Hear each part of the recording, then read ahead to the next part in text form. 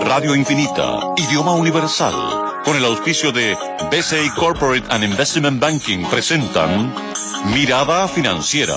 La periodista Paulina Yarur analiza los principales hechos que mueven a los mercados financieros de Chile y el mundo.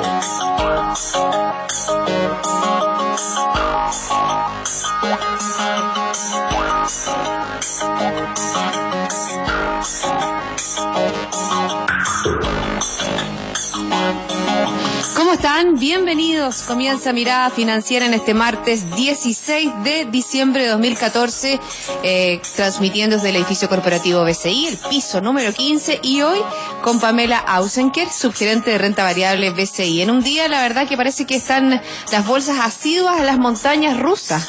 Bueno, diciendo por lo que está pasando también en Rusia, ha sido un día donde nuevamente el Banco Central de esa nación no ha podido frenar el desplome que ha tenido esa moneda, el rublo, que la verdad que durante este año ha caído más de un 50%. ¿Cómo estás, Pamela? Bienvenida. Muchas gracias. Bien, ¿y tú, Paulina? Es impresionante cómo ha estado el mundo. La verdad que lo estábamos comentando antes de comenzar el programa, que tú en el trayecto de tu oficina hasta acá, hasta el piso 15, se dieron vuelta las bolsas. Sí, efectivamente. La verdad es que había sido un día bastante negro. El IPSA cayendo más de un 1%, mercados afuera también bien negativos, y de un minuto a otro todas las bolsas afuera se dieron bastante vuelta, y hoy día tenemos grandes alzas, más de 2% en Europa, más de 1% en Estados Unidos, y acá también con tendencia bastante positiva. Vamos a revisar esos datos y luego vamos a tratar de dilucidar las razones de este repentino cambio dentro de lo que son las bolsas mundiales. Nos vamos a Asia. El Nikkei bajó en el día de hoy un 2,01%, el Hang Seng de Hong Kong también abajo, ya sabemos que estas plazas están cerradas hace ya bastantes horas, un 1,55%, y Shanghái arriba un 2,31%. En Europa, el FTSE 100 de Londres, todo avanzando en Europa, un 2,41%, el CAC 40 de París también avanzó un 2,19%, el DAX alemán también arriba, un 2,46%, y el IBEX 35 de España también arriba, un 1,8%. En Estados Unidos, el Dow Jones crece un 1,09%, Standard & Poor's 1,14%, y Nasdaq también sube un 0,64%. En Santiago, el IPSA está subiendo un 0,48% y el IJPA también aumenta un 0,33%. El cobre sufre una fuerte baja en el día de hoy, un 2,59%, se transó en $2,89 la libra en la Bolsa de Metales de Londres. ¿Qué pasó con el dólar? Comenzó la jornada subiendo de una manera bien importante, pero terminó en puntas de 620,2 comprador y 620,5 vendedor. Se movió al alza igual con respecto al día de ayer, pero no moderó. Alcanzó a tomar probablemente este vuelco en el mundo. ¿Qué pasó, Pamela? La verdad es que no hay una razón puntual, porque yo te diría que partimos la semana muy expectantes del día de mañana, no del día de hoy. Mañana tenemos reunión de la Fed, mañana tenemos datos de inventarios de petróleo semanal en Estados Unidos, que ha sido clave, y yo diría que lo que ha pasado es un cambio de tendencia en el petróleo. La verdad es que en la última semana los mercados se han movido muy a la par de lo que ha sido el petróleo, con caídas muy abruptas, muy lideradas por lo que son también las grandes petroleras a nivel global, que tienen un peso importante en muchos de los índices globales, y lo que estamos viendo ahora es probablemente una estabilización en el precio del petróleo, y en esa línea también un vuelco en todos los mercados a nivel global. No hay una explicación puntual, no hay un dato que haya cambiado, algún personero a nivel global que haya salido a hablar, no. La verdad es que es más bien expectativas de que el petróleo por lo menos debiera tender a estabilizarse y dar algo más de alivio a los mercados. Hablando de alivio a los mercados, hoy día el Banco Central de Rusia intentó, ¿no es cierto?, frenar esta escalada a la baja, no es escalada, este descenso brusco que ha tenido el rublo, su moneda, durante este año, y la verdad que subió la tasa de política monetaria desde 10,5 a un 17%. Efectivamente. Tuvo un efecto, pero parece que duró pocas horas. ¿Por qué no hablamos de eso? Efectivamente, la verdad es que el Banco Central sorprendió a todos, y Rusia es el claro ejemplo del impacto que está teniendo esta caída en el precio del petróleo. La verdad es que Rusia es uno de los principales exportadores de energía a nivel global, y esta caída le está significando un desbalance fiscal importante. Hay que tener en cuenta que el presupuesto para el 2015 Rusia lo hizo con un precio del petróleo a $100 el barril. Y hoy día estamos hablando prácticamente la mitad, un poco más, 40% menos, y eso ciertamente que está golpeando a los mercados. Eso ha disminuido de manera abrupta la confianza de los inversionistas en Rusia, sumado además a las sanciones que le ha impuesto Europa, y ha hecho que haya una salida muy masiva de flujos desde Rusia hacia otras economías. Por ejemplo, tú hablabas de la moneda rusa, que se habría depreciado un 88% con respecto al dólar desde principios de año, y fíjate que cuando también uno empieza a analizar cuándo fue la última vez que sucedió algo similar, fue la crisis del 2000 y también la del 2009, cuando la depreciación fue no tan baja como la de hoy, un 57%. Sí, efectivamente, o sea, y como te digo, yo creo que hoy día además ha combinado el hecho de que el principal commodity, que es petróleo, ha sufrido una baja demasiado significativa, sumado a las sanciones, como decía antes, que le ha puesto Europa. Entonces ha sido una mezcla de varios ítems que ha hecho que los inversionistas simplemente saquen las manos de Rusia, hagan la pérdida, porque probablemente muchos se fueron con grandes pérdidas, decidan hacer la pérdida y salir a invertir en otras regiones. Fíjate que hablando de la inversión en otras regiones, tenemos, por ejemplo, datos que, si bien, ¿no es cierto?, Europa está muy teñido a lo que pueda suceder con el precio del petróleo, también hay cifras que no son tan malas, con respecto al sector manufacturero de la zona euro, que termina el 2014 con una leve mejoría.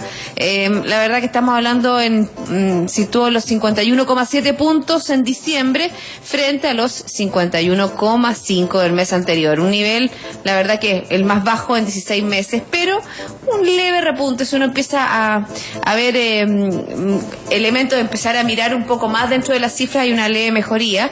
Y además está en zona expansiva, que eso también es una señal bastante importante. Y dentro de las cifras que se dieron a conocer hoy, yo destacaría la confianza alemana. A eso es lo que iba a ir. La confianza a mediano plazo del inversionista en la economía alemana subió notablemente en diciembre por segundo mes consecutivo, debido a la debilidad, ¿no es cierto?, del euro, y también a la caída del precio del petróleo. Definitivamente, Alemania es uno de los grandes beneficiarios de esta caída, porque es un país importador neto y fuerte de energía.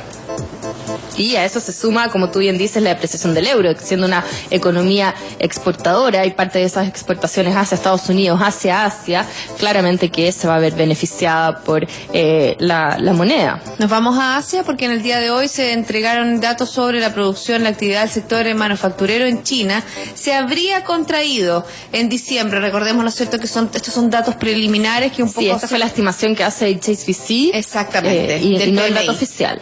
Retrocedió 49,5 en la lectura preliminar de diciembre, desde la cifra, ¿no es cierto?, final de 50 puntos en noviembre, que era la cifra ya justo en ras, en la línea entre lo expansivo y lo contractivo. Yo creo que, ¿cuándo vamos a conocer estos datos? Ya el oficial. La próxima semana. Y ahí lo importante, más que el dato puntual, es claramente la trayectoria que viene teniendo este indicador, y que efectivamente, si no es este mes, va a ser probablemente el próximo o el siguiente, que ya sí se va a situar en una zona contractiva. Y eso de alguna otra manera también lo reflejó el Banco Central el día de ayer, cuando salió a recortar sus estimaciones de crecimiento para el próximo año. Las bajó de 7,4, que va a crecer este año, a 7,1%, y nosotros estimamos de hecho que en el mediano plazo, unos 5 años más, China va a estar creciendo mucho más, cerca al 6%. Y eso de alguna otra manera se tiene que ver también reflejado en las cifras mensuales que se van publicando. Se van sincerando los datos con respecto, ¿no es cierto?, a la economía china. Me llama la atención, fíjate, lo de Japón, para terminar el recorrido, este primer segmento del programa. Después, ya en la segunda parte, vamos a seguir hablando sobre el IPOM, ¿no es cierto?, que se dio a conocer en nuestro país, este informe de política monetaria.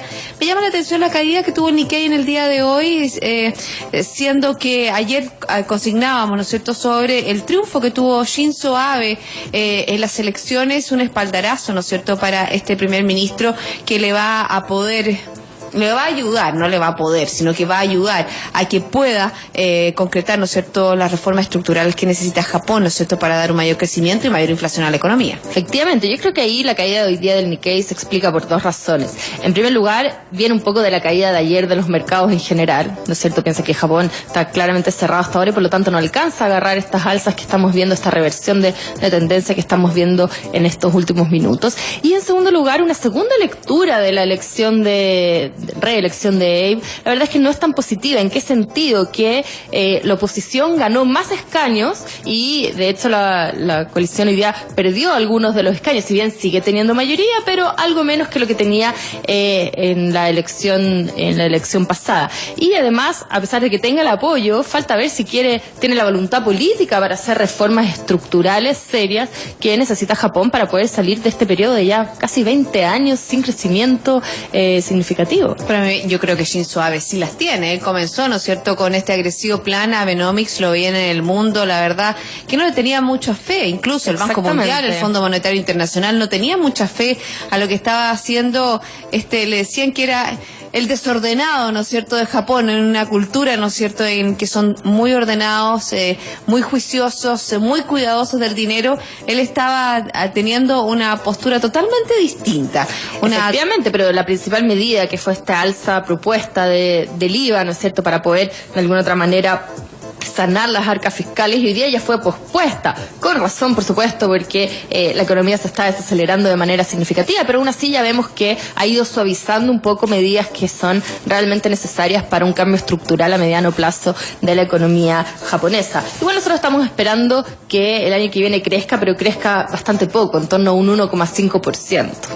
Tú hablaste de Estados Unidos y la reunión de la Reserva Federal, una reunión que ya comenzó en el día de hoy, son 2 días de reunión. Mañana obviamente se liberará ese comunicado en el cual uno lee entre líneas qué va a decir Janet Yellen. Más que eso tenemos además conferencia de prensa por parte de Yellen, donde ya no hay que leer entre líneas, sino que van a hacer preguntas bastante duras, y ahí lo único que estamos esperando un poco es ver si se mantiene esta cláusula de que van a mantener las tasas bajas por un tiempo prolongado, o si hay algún cambio en el sesgo del comunicado que nos haga prever que estamos a puertas de un alza de tasas. Y eso es muy importante porque estaba leyendo un artículo sobre cómo estas tasas largas, ¿no es cierto?, el aumento de las tasas largas en Estados Unidos nos afecta a nosotros de una manera bien importante. ¿Por qué no explicamos a la gente cómo nos afecta? Yo diría que nos afecta de 2 maneras. La primera es que indudablemente si suben las tasas afuera tienen un impacto también en las tasas de nuestra economía, así que por más que el Banco Central esté bajando tasas, si vemos alzas abruptas, que no es el escenario base, yo creo que va a ser algo más bien gradual, pero de ver alzas abruptas podríamos ver también alzas en las tasas locales. Y un segundo canal de transmisión, traspaso de este elemento es a través de la competencia. Hay que pensar que acá los inversionistas andan buscando retornos significativos en cualquier parte del mundo, y por lo tanto si Estados Unidos empieza a subir las tasas en un ambiente además en que nosotros estamos viendo que el Banco Central de Chile va a bajar las tasas, se hace menos atractivo estar invertido en Chile con respecto incluso al mismo Estados Unidos, y por lo tanto podríamos ver salida de flujos desde nuestra bolsa local o desde nuestra economía en general, nuestros mercados financieros en general, saliendo desde Chile para ir a buscar retornos más atractivos afuera. Una pregunta que a todo el mundo le interesa: ¿qué pasaría, no es cierto, en ese movimiento con la divisa? ¿Qué pasaría con el dólar? Que la verdad que ha subido de una manera muy importante durante todo este 2014. Bueno, nosotros en BCI la verdad es que estamos estimando que va a terminar el año 2015 en torno a 620, es decir, en los niveles en que estamos hoy día.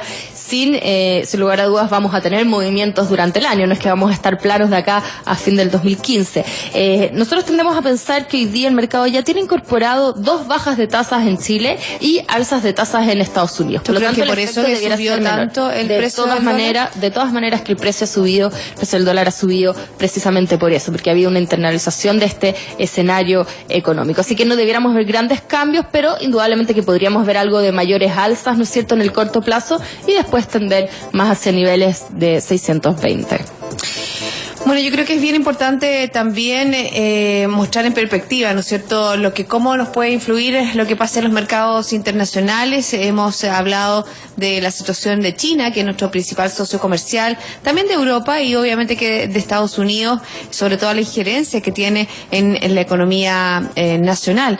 Yo creo que ahora es minuto a lo mejor de empezar a hablar de la situación o de los riesgos, ¿no es cierto? Partamos por el exterior, en la visión que tiene el IPOM del exterior, y después nos vamos, ¿no es cierto?, a desgranar cada uno de los elementos que ya lo conversamos en el día de hoy, en el día de ayer, pero hay mucho más análisis. Por ejemplo, cómo China nos afecta, cómo se ve el horizonte del precio del cobre. La verdad que ha bajado, ¿no es cierto?, la proyección a $2.95, de cuánto sería, ¿no es cierto?, nuestro precio objetivo para el próximo año. Sí, efectivamente. En términos generales yo diría que la expansión mundial el 2015 va a ser mayor que lo que que está haciendo este año. Nosotros sí creemos que va a venir algo de inyección por ese lado, más que nada Estados Unidos tirando un poquito el carro. Como decía, en el caso de China, lo que estamos viendo es una caída en la tasa de crecimiento. Va a seguir creciendo, por supuesto, pero a un menor ritmo. Y de pasar de crecer 7,4% este año, va a crecer 7,1% probablemente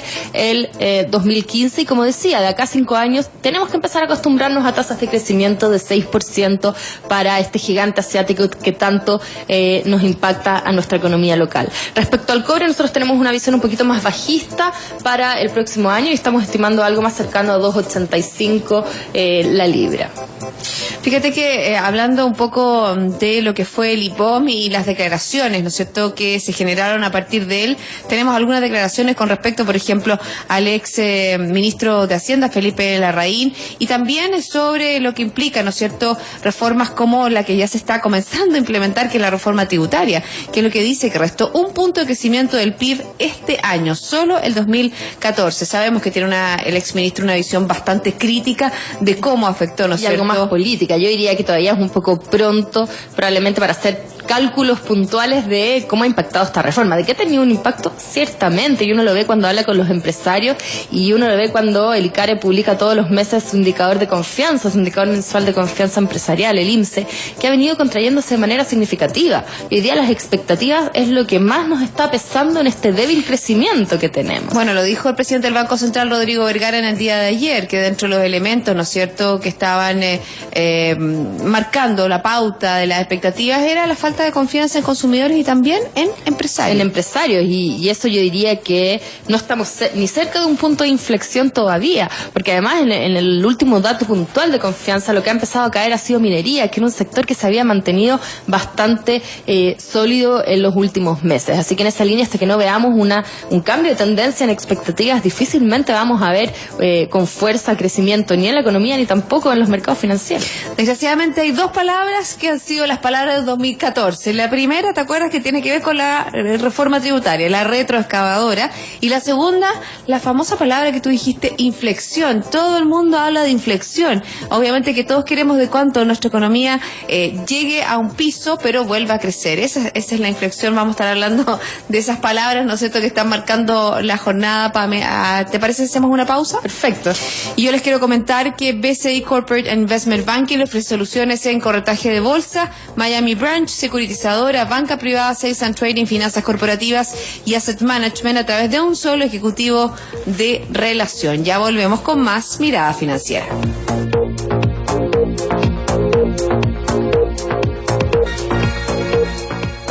BCI Corporate and Investment Banking, un socio estratégico con un modelo de atención integral único y un banquero de relación que le entregará las mejores soluciones ante desafíos complejos, avalado por un banco con más de 75 años de experiencia en el mercado.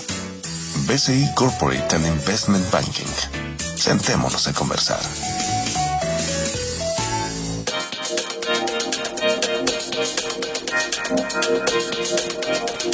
Estamos de vuelta aquí en Mirada Financiera conversando con Pamela Ausenker, subgerente de renta variable BCI. Pamela, estábamos hablando de las 2 palabras, ¿no es cierto? Me gusta más, ojalá que inflexione en positivo. Sí, a ver, yo creo que ahí también hay que ser algo realista y por más que hayamos visto quizás en términos económicos este tan anhelado punto de inflexión, es muy distinto también ver qué velocidad va a tener la recuperación, ¿no es cierto? Y lo famoso que se hablaba en la crisis, si va a ser una V corta, si va a ser una L, si va a ser una U, hoy día también es algo difícil de ver. Nosotros efectivamente estamos viendo recuperación hacia el año que viene, pero bastante tímida. Nuestra proyección de esto está centrada en 2,9% para el año que viene, un rango entre 2,6 y 3,1%, pero lamentablemente con un sesgo bajista. Y eso reflejado más que nada en un tema de expectativas. Hasta que no se den vuelta, difícil que veamos mayor crecimiento. Bueno, se hablaba sobre las expectativas, que dependiendo del sector económico, las expectativas no subirían avanzado del 2015, pero mejorando ahí sí en el 2016. Eso esperamos, la verdad. Hoy día es un poco pronto porque todavía tenemos mucha discusión en el ambiente, varias reformas que todavía no se han concretado y que pudieran seguir pesando sobre las expectativas de los empresarios, y en particular la reforma laboral, que de hecho se habló que se iba a presentar este 29 de diciembre y que aún hay mucha incertidumbre al respecto cómo va a finalizar esta reforma y cuál va a ser el impacto para las compañías. Fíjate que con respecto a temas laborales, hay el gobierno firmó un acuerdo, fíjate, con los gremios del comercio para regular la jornada dominical. Me parece que cuando hay acuerdos es siempre positivo. Y la verdad que, fíjate que la Cámara Nacional de Comercio, Servicio y Turismo calificó como satisfactoria esta negociación, ¿no es cierto?, tripartita que hubo con los distintos actores involucrados, porque obviamente que se hablaba sobre este descanso dominical, un descanso en el fondo que está siendo recompensado de una manera bien importante, y un descanso que incluso los propios trabajadores de los malls o de los locales que están abiertos durante el fin de semana, para ellos era un ingreso extra que les ayudaba, ¿no es cierto?, a sortear cada uno su presupuesto mensual. Definitivamente yo diría que, como bien planteaste, es positivo, hay acuerdo, y lo más importante, los acuerdos eliminan la incertidumbre, que eso es hoy día lo que ha estado pesando y lo que ha pesado todo el 2014 y finales del 2013, la incertidumbre que hay sobre cómo van a terminar diversas negociaciones, diversas reformas y cómo va a terminar impactando. Hoy día ya sabiendo lo que es, que esto se va a pagar un 30% adicional, ¿no es cierto?, a estas horas trabajadas, pero ya sabiendo eso, los empresarios por lo menos pueden tomar decisiones con certeza, sabiendo cuánto van a tener que terminar pagando abriendo los domingos. Yo creo que eso es súper importante, algo que a lo mejor no tiene nada que ver, pero con la crianza de los hijos, ¿qué nos dicen a nosotros? ¿Qué nos ayudan los psicólogos? Dicen obviamente que los niños necesitan certeza, necesitan reglas claras, al marco, aunque sea, ¿no es cierto?, más estricto, pero los niños necesitan saber para sentirse seguros y obviamente para poder crecer con tranquilidad. Lo mismo, a lo mejor extrapolable totalmente lo a lo que extrapolamos es en términos económicos. En términos económicos, sé que las dos somos madres, entonces la extrapolamos a los términos económicos. Y fíjate que hablando de esa certeza o no certeza, acá también, ¿no es cierto?, hay preocupación, lo hemos visto en los gremios empresariales, por ejemplo, el presidente de la Confederación de la Producción y el Comercio, Andrés Santa Cruz, criticó una vez más la iniciativa del Ejecutivo con respecto a las reformas laborales, que será enviada al Congreso el próximo, como decías tú, Pamela, 29 de diciembre. Dice que la agenda laboral no va por el buen camino para retomar el índice de crecimiento que necesitamos, ¿no es cierto?, la senda importante. Ahí hay varios puntos y obviamente que, ¿por qué destaco, ¿no es cierto?, el acuerdo con los gremios del comercio para regular la jornada laboral? Esa es la vía. Lograr regular con los distintos sectores involucrados. Son distintos tipos de jornadas, dependiendo de la actividad económica que tú realices. Por ejemplo, me imagino que para el comercio es un día de fuerte venta los días domingos. ¿Qué pasa con los hoteles? ¿Qué pasa con las actividades, ¿no es cierto?, de turismo, que también necesitan una flexibilidad laboral distinta? Por supuesto, y como decías, al final llegar a acuerdos en que todos sientan que están siendo escuchados y beneficiados también, y que no hay una imposición acá de cualquier tipo de reforma. Yo creo que eso es lo más importante. Vamos a ver cómo se sostiene, porque esa es la segunda de la reforma, porque todavía falta, ¿no es cierto?, una reforma que tiene que ver con la reforma constitucional, que también se ha hablado, y fíjate que hay algunas puntuales también, como reforma de ISAPRES, reforma de pensiones, que todavía está pendiente para el próximo año. El también. Hay varias aristas abiertas, que yo diría que eso es lo que ha estado pesando en este ambiente de bajas expectativas económicas. Hablemos de eso de la expectativa y hablemos de los índices, porque fíjate que el INE publicó el índice de inventarios. ¿Qué es eso? ¿Cuál es la importancia que tiene? En octubre, ¿qué es lo que dice el comunicado del 2014? El stock de inventarios de la industria manufacturera disminuyó 1,3% respecto al mes anterior, y la variación interanual fue de 11,15%, en positivo, por supuesto. ¿Qué significa? A ver, básicamente hay que pensar que las empresas planifican un poco cuál creen que van a ser la demanda en los próximos periodos. Por lo tanto, cuando empiezan a acumular inventarios, primero generan mayor producción, ¿no es cierto? Y eso le pega ya positivo a la economía. Y lo hacen pensando en que los próximos trimestres van a tender a vender más y por lo tanto acumulan inventarios. Sin embargo, si estamos viendo ya algo de caída marginal, pero algo de caída en el último mes, un poco se tiene relación y se condice con lo que hablamos de la confianza, de que hoy día la expectativa futura de demanda en muchos sectores, la verdad es que no está siendo tan positiva. Bueno, lo hemos visto, por ejemplo, con cifras que dábamos a conocer ayer de la Cámara Nacional de Comercio con respecto, ¿no es cierto?, a cómo se vienen las ventas para esta Navidad. Y, por ejemplo, se decía que incluso los distintos centros comerciales o las distintas tiendas iban a adelantar, iban a ofrecer más ofertas, mayores descuentos, como, claro, como una manera, ¿no es cierto?, de dar mayor dinamismo a lo que son las ventas. Incluso, por ejemplo, el Cyber Monday que se hizo también tiene el mismo objetivo.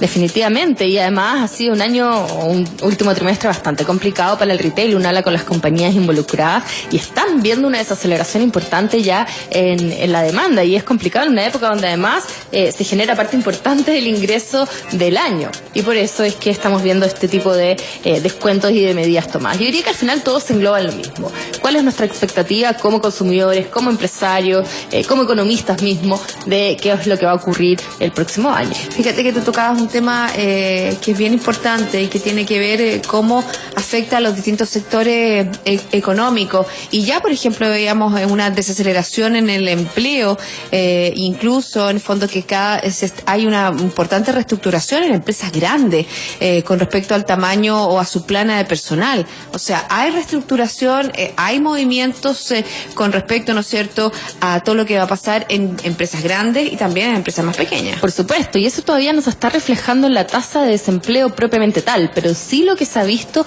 es una menor calidad del empleo y mayor creación de empleo por cuenta propia más que asalariados, y mayor empleo en mujeres que en hombres, en términos, en el fondo, mujeres subiendo y hombres cayendo en su nivel de empleo. Y eso dice relación precisamente con esto, con el hecho de que las empresas están haciendo reestructuraciones pensando en cómo va a venir el 2015 y cómo enfrentar este escenario. Te hago una pregunta que tiene que ver, yo sé que tú hablas mucho de todo lo que es el IPSA, de la renta variable, en el fondo es lo que tú asesoras a tus clientes día a día. El IPSA siguió la ronda de bajar, 3.700, en algún minuto dijimos que estaba coqueteando con los 4.000 puntos, ¿irá a llegar? A ver, la verdad es que bueno, estamos a 2 semanas y además 2 semanas complicadas porque tenemos feriados en el medio y suelen ser semanas de muy baja liquidez. No sé si vamos a llegar a los niveles de 4.000. Lo que sí creemos nosotros es que este nivel de 3.700 no es sostenible y no es un equilibrio que nos esté dando. Nosotros tenemos un modelo que apunta un poco a ver cuál es el nivel que debiera estar el IPSA. Es un modelo teórico, por supuesto, pero que nos da luces de si el IPSA hoy día está sobrecastigado o al revés. Y hoy día este modelo que incorpora IMASEC, IPC, otras variables económicas, nos está dando un nivel mucho más cercano a 3.900 puntos, que nos dice que este 3.700 probablemente no está explicado por factores fundamentales, factores internos de Chile, sino que ha seguido un poco la tónica que ha mostrado otras bolsas. Lo comentaba, la semana pasada tuvimos una Europa cayendo 7,5%, Estados Unidos cayendo 3,5% en términos de bolsas, ¿no es cierto?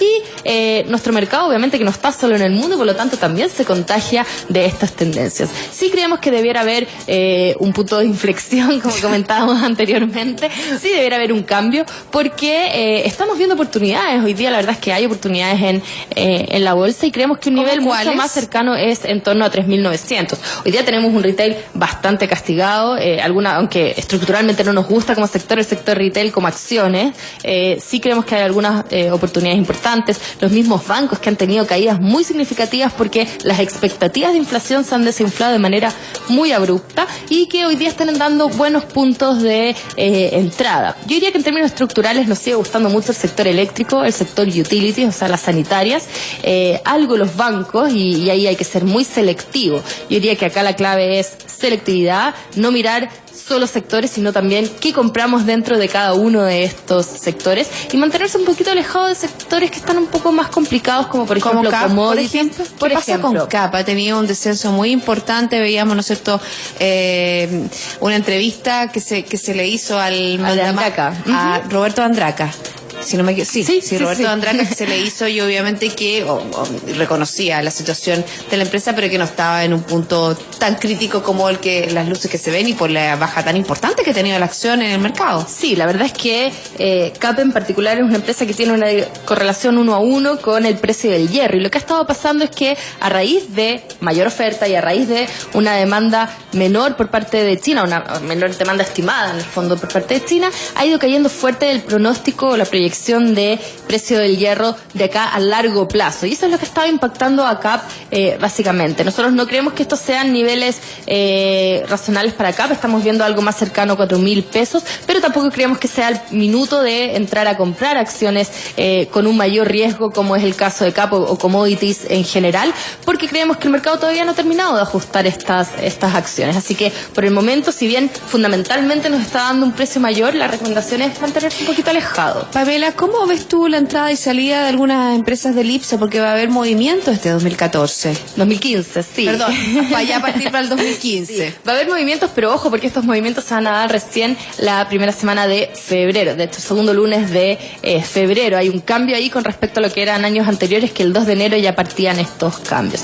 Hay algunos movimientos, pero que tienen más relación que ver con las OPAs que hemos tenido este año, ¿no es cierto? CFR, CGE, que salen del IPSA y pudiendo entrar algunas otras acciones que de hecho la bolsa de Salmonero. Sí, Aquachile y Gasco, que son las dos que la simulación de la bolsa está diciendo que podrían llegar a entrar. La verdad es que en general no hemos visto grandes cambios en esta línea, y como digo, son por temas puntuales de que hoy día ya no son representativas estas acciones porque tienen un porcentaje abierto a bolsa muy pequeño. Así que en esa línea no debiéramos ver grandes cambios a nivel ni de composición del IPSA, ni tampoco de porcentajes de las principales acciones. Bueno, vamos a estar atentos a lo que suceda y obviamente a la estructura de lo que puede ser un portafolio interesante para los distintos clientes, para las distintas, ¿no es cierto?, alternativas de inversión, Pamela, y para eso te tendremos a ti, especialista, dándonos los tips hacia qué sectores invertir. Muchas gracias, Pamela. Gracias a ti. Y así finalizamos Mirada Financiera. La invitación a todos ustedes es a quedarse en compañía de Radio Infinita. Nosotros nos reencontramos mañana a las 2 de la tarde. Hasta entonces.